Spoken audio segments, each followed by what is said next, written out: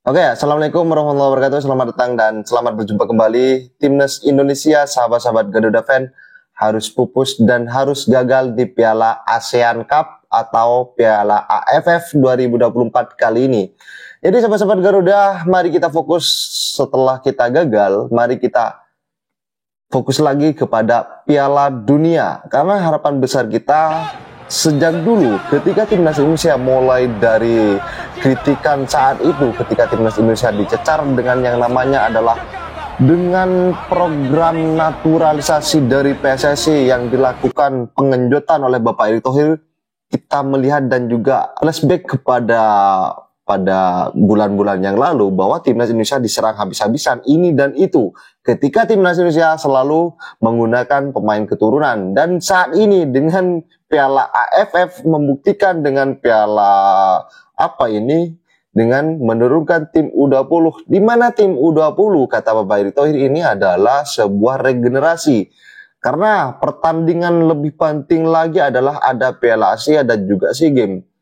Jadi sahabat-sahabat Garuda, akankah ada sebuah evaluasi yang akan dilakukan oleh Bapak Erick Thohir? Entah ini sebuah evaluasi kepada timnas, kepada tim, atau kepada pelatih. Karena seruan saat ini adalah kepada Coach Sintayong yang terus didesak oleh beberapa pembenci dan juga pengkritik. Jadi kalau soal dari PSSI, siapakah yang mengevaluasi PSSI? Tentunya segenap tubuh PSSI akan berbincang-bincang dan melakukan sebuah rapat bagaimana timnas ke depannya adalah sesuatu tim yang benar-benar tangguh dalam menghadapi tim atau event-event yang besar tentunya di level agenda FIFA. Sahabat-sahabat Garuda, mari kita simak video yang satu ini terlebih dahulu. Timnas ya, tentang permainan kita kemarin itu ada dua kata yang menyakitkan sebenarnya, adalah kata gagal dan kata tersingkir. Itu sangat emosional gitu ya. Tetapi meskipun demikian, optimisme kepada timnas Indonesia itu tetap ada, dukungan pada Indonesia tetap ada, dan harapannya adalah PSSI segera melakukan perombakan, perbaikan agar liga kita lebih baik, agar pemilihan, agar STY ini dinilai selalu dibela gitu ya. Meskipun banyak celah-celah yang tidak dilakukan oleh STY, banyak celah-celah perbaikan yang harusnya bisa dilakukan oleh STY. Nah, ini yang sedang ditunggu oleh publik, sehingga ketika Erick Thohir mengatakan STY akan dievaluasi, timnas akan dievaluasi, publik menunggu poin-poin apa saja yang akan dievaluasi oleh Erick Thohir pada timnas dan pada STY. Jadi harapannya tentu saja Indonesia akan lebih baik ke depan, dan sedang menunggu yang mana nih yang bakalan dievaluasi, poin-poin apa yang bakalan dievaluasi. Karena kalau pada pemain, kalau sudah di lapangan itu ya kita ya mendukung sekali, tetapi sebelum pemain di lapangan itu yang selalu dipertanyakan, sudah tepatkah strateginya, pemainnya, dan sebagainya. Oke. Untuk ya, selesai sudah ya turnamen yang benar-benar menguras emosi, tenaga, fisik, mental bagi para pemain timnas kita. Kita kalah 0-1 ya dari Filipina, dan Filipina berhak lolos ke semifinal setelah menduduki posisi runner up ya di grup B. Kangen banget sama kualifikasi Piala Dunia, capek banget main di AFF. Di turnamen kungfu ya, turnamen kungfu ini guys ya, kita udah dapetin mulai dari hikmahnya, kita dapetin kartu merah, kita dapetin ya kan, korban pemain cedera pun kita dapetin guys. Ya udah aja, turnamen ini emang bener-bener buat ngasih jam terbang para pemain muda, latihan mental aja udah.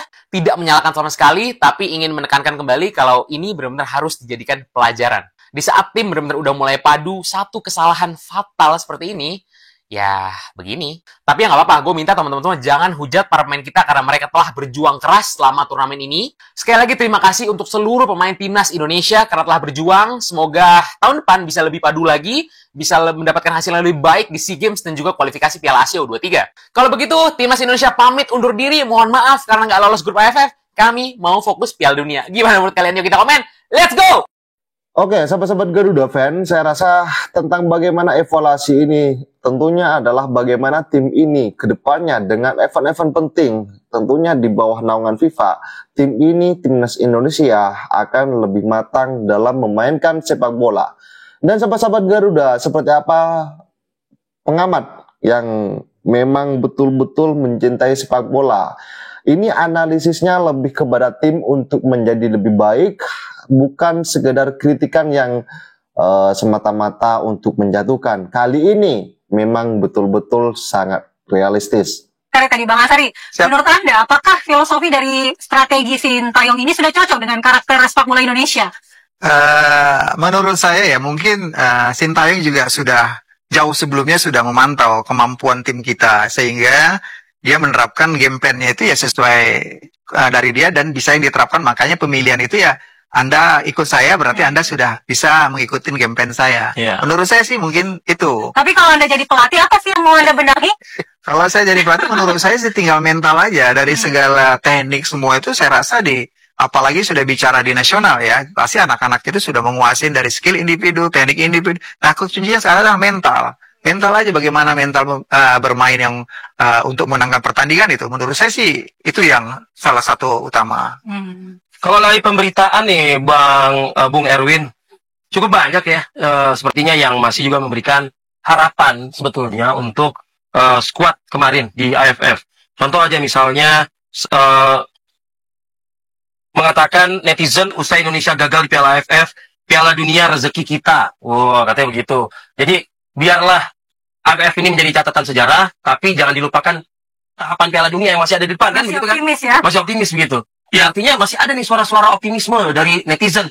Meskipun kalau Mas Rizal Nova mengatakan sedikit sih katanya gitu, lebih banyak yang mungkin mengkritik ya gitu. Anda setuju dengan itu? Ya, hidup ini kan harus tetap optimis. Ya. Itu yang pertama. Terus yang kedua, di Piala Dunia, itu Indonesia kan juga masih punya peluang yang besar gitu untuk bisa lolos langsung ataupun lolos ke babak keempat gitu ya. Meskipun pemain-pemainnya ini beda gitu. Jadi artinya optimisme itu memang harus diapungkan terus gitu. Apalagi kalau mengingat bahwa tim yang di AFF ini bukan tim senior gitu. Tim yang mayoritas pemainnya U22.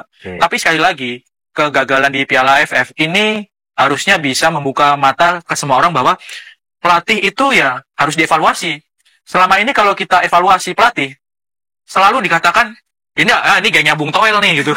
Gitu. Kita sebut Bung Toel ya karena selalu seperti itu. Padahal ya kayak saya wartawan gitu, nggak ada kepentingan kok gitu. Hanya mau memberikan masukan. Mantan pemain seperti Bang Azari. Apa kepentingannya? Kepentingannya hanya pengen supaya tim nasional bagus. Karena beliau pernah ada di rumput.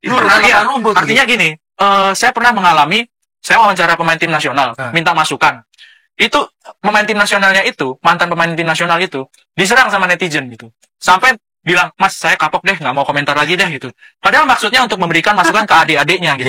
Jadi artinya kembali lagi bahwa evaluasi itu untuk pelatih tim nasional itu harus iya. Jangankan kalah, menang aja masih. Dari Asian Championship ini perlu nggak ada evaluasi? Ya perlu, harus. Tapi apakah evaluasinya hanya kepada coachnya saja? Ya secara keseluruhan lah. Ada pemainnya yang pasti harus dievaluasi.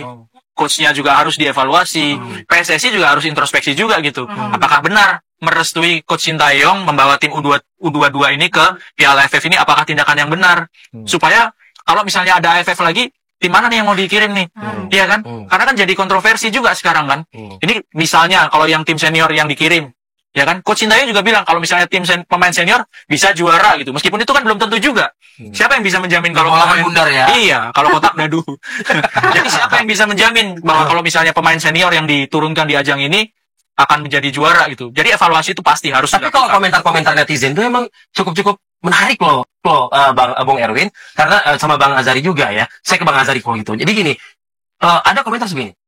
Melihat performa permainan timnas senior di kualifikasi Piala Dunia, ya, ini ibaratnya menghadapi negara di Asia Tenggara itu kecil katanya. Ibaratnya udah kemenangan itu seharusnya di depan mata. Anda sepakat dengan itu? Anda melihat membandingkan permainan timnas senior di kualifikasi Piala Dunia, melihat permainan Laos, Myanmar, Vietnam, Filipina. Kira-kira bagaimana Bang Azari? Ada kira-kira nggak Anda bisa menang nih kalau timnas senior nih? Gitu? Ini satu juga bahwa mungkin orang sudah tahu di dunia ini bahwa Indonesia di Piala Dunia sudah menunjukkan sesuatu prestasi yang lumayan belum baik. Dan itu diakui dunia. Nah, harus diakuin. Nah, begitu juga mungkin dari negara-negara di Piala AFF ini, itu juga motivasinya untuk mengalahkan Indonesia. Dia nggak ngelihat bahwa Indonesia ini junior apa enggak. Pokoknya ngalahkan Indonesia ya udah motivasinya luar biasa menurut saya. Indonesia mutlak. Nah, begitu. Jadi ada suatu kebanggaan juga dia mengalahkan Indonesia. Jadi harus ya, pemain kita juga harus siap mental untuk menghadapi situasi itu.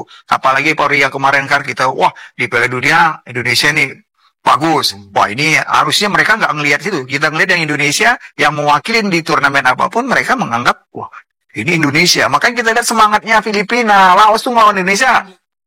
Menurut saya sih luar biasa. Iya. Menurut saya Artinya belum kelasnya juga U22 menghadapi mereka.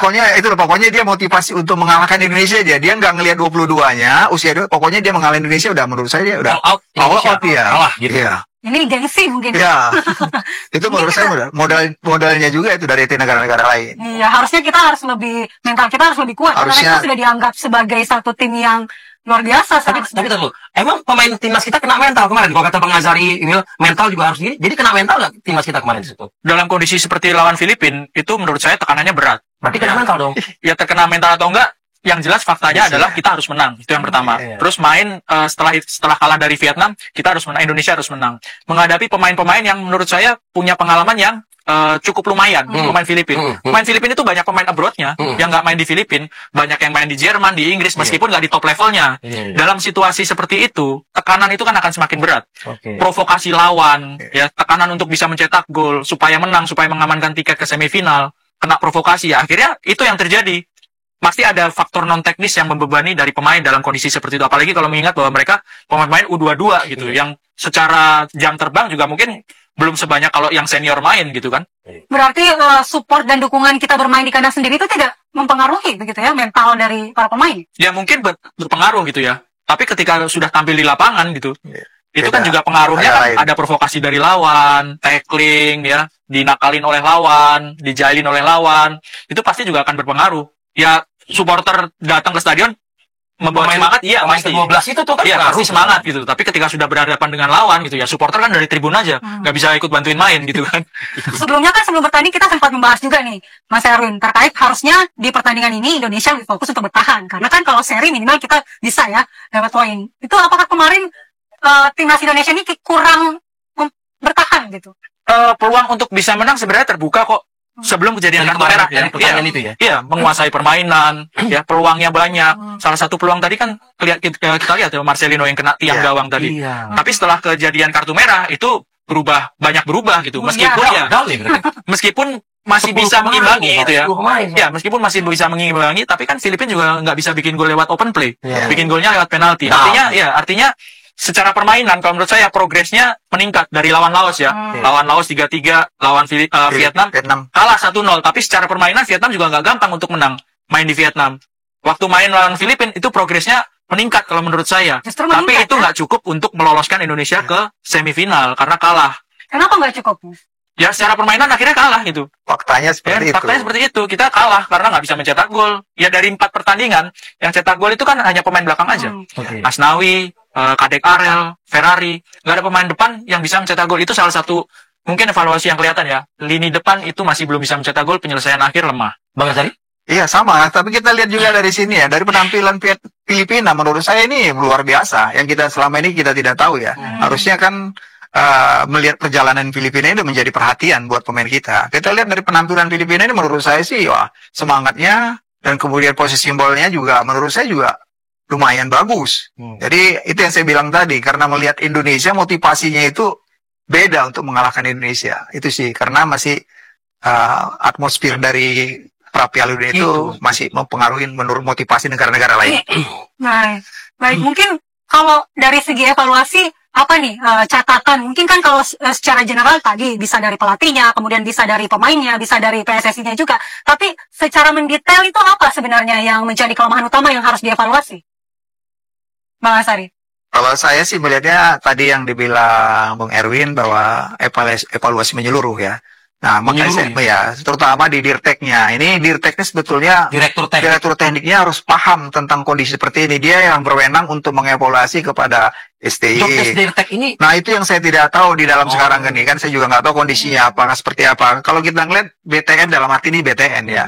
Itu ada Pak Marji. Kita tahu Pak Marji kan sebagai manajer. Ya, selama ini kita nggak tahu siapa yang duduk di Dirtek itu saya belum tahu sampai sekarang ini. Nah, itu menurut saya dia yang berperan penting untuk mengevaluasi pertandingan-pertandingan. Setiap pertandingan, misalnya pertandingan event ini, apa yang harus dilakukan? Apa informasinya mau pemecatan ST dan sebagainya, itu Dirtek itu berperan dalam hal ini. Itu yang bisa menjembatani antara Pak Ketua Umum sama si. Oke, sahabat-sahabat Garuda Fans, saya rasa cukup statement barusan. Jadi bagaimana tanggapan kalian? Silahkan ditulis di kolom komentar. Dan jangan lupa like dan subscribe channel ini agar kalian tidak ketinggalan informasi penting khususnya Timnas Indonesia. Bersama Bapak Erick Thohir, Timnas Garuda Jaya. Bersama saya, salam olahraga.